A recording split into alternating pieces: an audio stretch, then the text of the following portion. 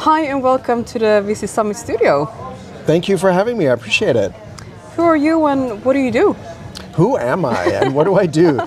Those are big questions. I'm Stephen Joyce. I am the global strategy lead for tours and travel for a company called Protect Group. Protect Group is a partner of Visit Group. We offer a product, our core product is refund protection. So basically what we do is we give operators the ability to offer essentially purchase protection to their customers when they purchase tickets.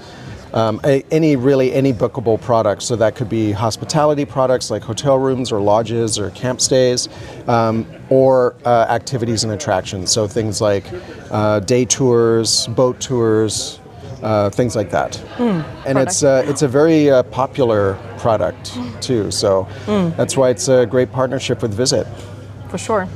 And you've been a part of the travel tech space for quite some time, right? Yes, a long time. Yes.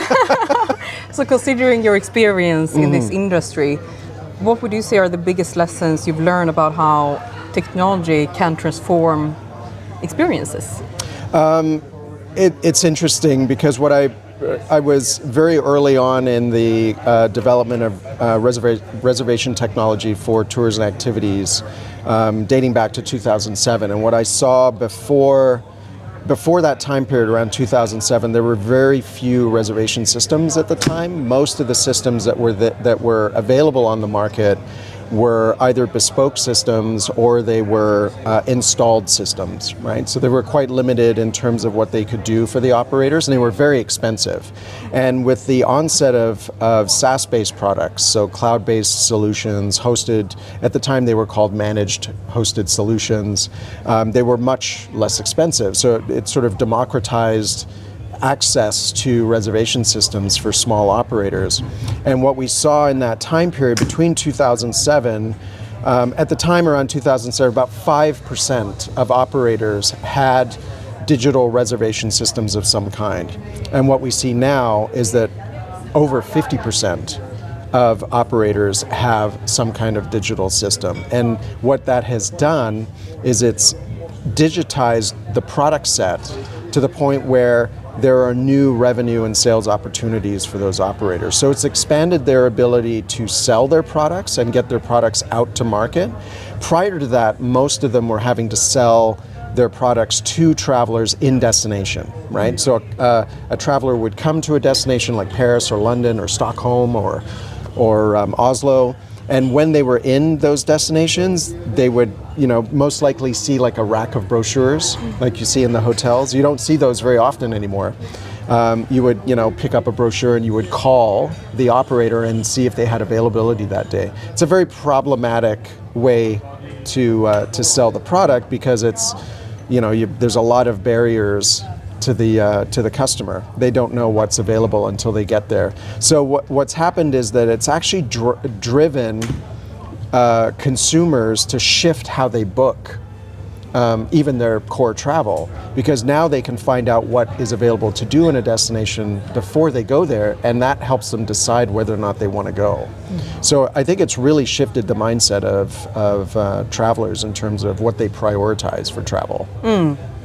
A big shift during your time in the industry, for sure. Yeah. And what trends do you see when it comes to travel and digitalization right now that you think people out there should be paying attention to a bit more?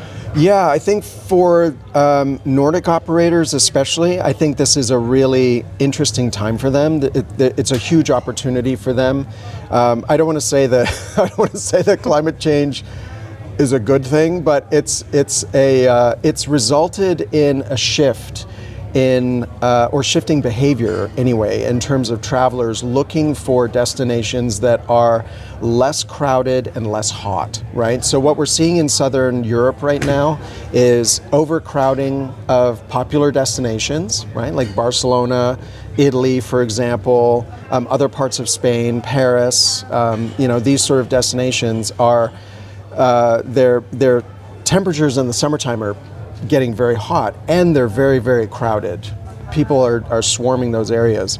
And what we're seeing is that travelers, although those areas are still growing in terms of the number of travelers per year, what we're seeing is that the Nordics are growing in terms of the number of travelers that are coming to the Nordics faster than those areas down in Southern Europe. So Southern Europe, we're looking at probably 6 to 10% increase in the number of travelers in 2026. For the Nordics, we're expecting a 35% increase. Now, it doesn't equate to the same number of travelers, right? 6 to 10% in Southern Europe is anywhere between 19 and 34 million additional travelers. 35% additional travelers in the Nordics equates to about 12 million. So it's still a lot, but it's nowhere close to the number of travelers that are in the south. That question then becomes, how can the Nordic operators take advantage of the fact that all of these people are coming to the Nordics, and is there infrastructure to support it? That's really part of the key. Because what you don't want to do is end up with an over-tourism problem now in the Nordics, because there isn't infrastructure to support it. Really important, insightful trend there. That's what you usually call it, coolcation, is it? Coolcation, or what do you call it? Well, that's the media term for it, and I actually mentioned it in the presentation. Is it a real thing? It was actually coined back in 2023 by a travel writer. I can't remember which media publication it was, and it just sort of caught on, kind of like bleisure. You remember that term, bleisure? It's the combination of business and leisure travel. So if you do both on a trip, they call it bleisure travel. It's a terrible term. But coolcation's kind of in that same, same mishmash of words. So cool vacation, I guess cooler vacations. Cooler vacation, makes sense. So in times of change, travelers are also changing their expectations on how they travel. What does that mean for the experience industry? So a big trend right now with travelers is passion-based or interest-based travel, especially with millennial and Gen Z travelers. And it's important to remember that Gen Z travelers, people that Gen Z, whether like 16-year-olds, teenagers, the oldest members of Gen Z are now 28 years old. So we have to remember have to start considering those. They're well established in their careers now. They're making good money, and they're spending their money on travel. They're not spending their money on things as much. And millennials as well are spending their money on travel. So they're doing a lot more travel. They're affluent travelers.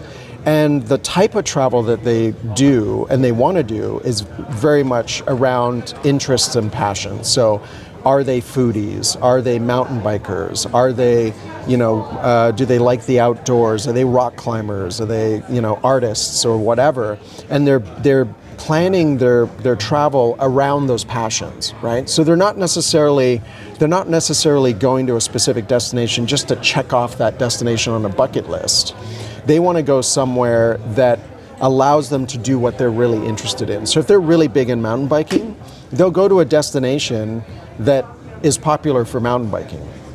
They're not going to go to Paris and then decide, oh, can I go mountain biking in Paris? No, they're not going to do that. They're going to actually go and do something that they want to do and find a destination that matches. So that's really important for the Nordics, because there's a lot of the activities that can be done in the Nordics could be considered interest or passion based, right? I mean, I talked to a fishing lodge operator yesterday that does where they market specifically to through fishing media, fishing magazines, and fishing websites and things like that, because their primary focus is bringing people who enjoy fishing to that lodge to fish for halibut and cod and other cold water fish. That is a passion based interest, right? That is an interest-based type of activity. So that's the kind of thing that I think more operators need to think about, is what can they do that is less like we want to attract everybody to our tour, and more like we want to attract very specific kinds of people to our tour. Because those people are really passionate about those activities and will talk about those activities and evangelize them, but also they'll pay for them, and they'll pay more for that activity than they will for a boring, plain old city tour. So it's a really good revenue opportunity for those types of operators. So winning strategy going forward. Yeah, absolutely. Is there anything else to consider to like future-proof your experience as an experience provider going forward? Yeah, I think one of the most important things, and this is something that I recommend all operators do, is, and you don't have to spend a ton of time doing this, but keep an eye out on trends and research in the industry. There's a few really good resources that I think experienced operators really should consider keeping in their back pocket. And one of them is Arrival. They're a experiences research and events company. And they produce some excellent reports on European trends, on American traveler trends, global trends in general, both on the consumer and on the business side. And Focusrite is another one that's sort of broader travel trends. And keeping an eye on what the travel industry is doing in general. Because when you look at those larger travel trends, you can generally see patterns that will affect even the smallest of businesses in a very specific destination, right? Because you'll be able to see, well, if US travel is down 30% and most of your customers are American, obviously that's going to have an impact on your business down the line. Maybe it's time to think about how can I market to other target markets in order to backfill that potential loss from travel that isn't coming from your primary market. So people often overlook or understate the value of that kind of trending and research, but I am a big fan of that type of stuff, because if you can stay on top of it, you can see the patterns before they're before they hit your pocketbook. Yeah, and that's really key. To be on the lookout for anything that's coming up. Yeah. As a final question, how have you enjoyed being here at Visit Summit?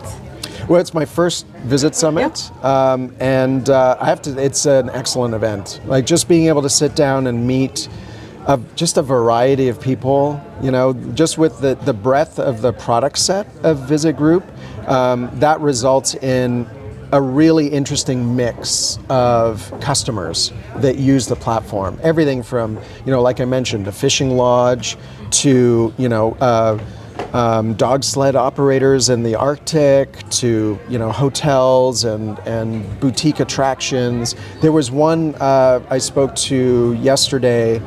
I can't remember the name of the attraction, but it's a convention center that is actually run by the Sea Rescue Organization, and they have this pool where they practice. The pool has the ability to create waves and simulate like stormy sea conditions for open water swimming training as well as like open water rescue training. And I was like, that's fascinating. Like I've never heard of something. They have a helicopter fuselage that they drop in the water to practice like helicopter rescue. Really cool. That's crazy. I love that. It's incredible. So there's so many really interesting companies run by incredibly interesting people that most people haven't heard of, and I want to try them all, but there's only so many days in the year. But I hope to at least try some of those things. Yeah. I'd love to try the helicopter rescue. Would be fun, I think. Yeah, really cool. Yeah. And what do you think about the theme of this year's Visit Summit, the Art of Connections? Well, I'm a huge fan. Yeah? Yeah. So connection is really, it's part of my DNA. It's something I feel really strongly about, because long-term relationships, long-term partnerships take work, and they require human connection, right? It's very hard to create good, strong relationships and connections if you don't have that human touch. And I think, there was a lot of talk about AI, and there's a lot of talk about how AI is going to replace, human interaction. And I think there's some truth to that, but I think what it will result in is a deeper appreciation for human interaction and human connection. And what I've seen here with the Visit Group team and with the customers is that we are in the people business, right? Travel is about people. It's about giving experiences to people in places that they've either never been to or they love to go. And I don't think that will ever be replaced by AI. So, so 100% fan of the art of connection. And then I'm interested to see what next year's will be. Me too. Yeah. Thank you so much for joining me in the studio. Yeah, you're welcome. It's Yeah. been fun. Thank you for having Yeah. me.